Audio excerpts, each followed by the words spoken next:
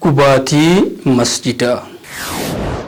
Warra masjida gubeef andamsa adda qaba shirgodha biraan ga'a dhaamsi kun dhaamsa jaba.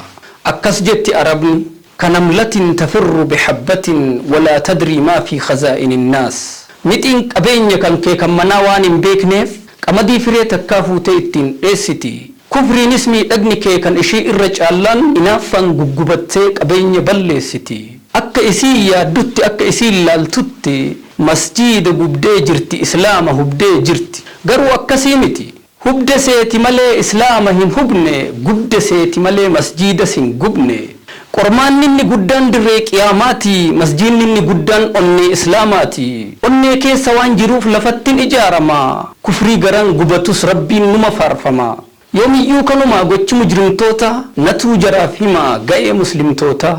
Muslimtoota jechuun warra addunyaa tana beekumsaan ibseedha, warra wanjoo namarraa jikseedha, warra bilisummaa addunyaaf labseedha, warra irreesaatiin cunqursaa cabseedha, warra kaan irratti beekaanitti hiqeedha, warra dhiiga isaatiin gabrummaa dhiqeedha.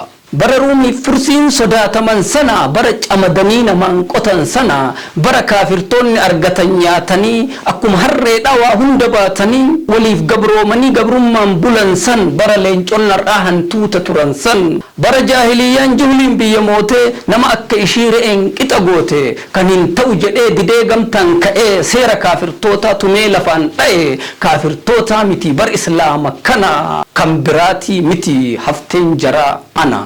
Islaamni addunyaa namooma barsiise, tartiiba qabsiise, daandii agarsiise.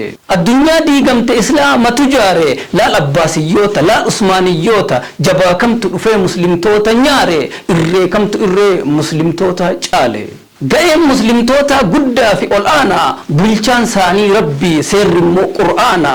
Hin dabu hin cabu kufrii cabsa malee, roorroo hin diriirsu adlii labsa malee. Islaamni ifaadha kan addunyaa ibse, islaamni wardiyyaa kan addunyaa tikse. Jedhaan kaa'an mucaan warra sikkoo mandoo, bireenii walaloon itti roobsa yandoo. والسلام عليكم ورحمة الله وبركاته. فيديو كنا شير كوب لينك gochuudhaan addunyaa akka waliin geettan isiniin jedha.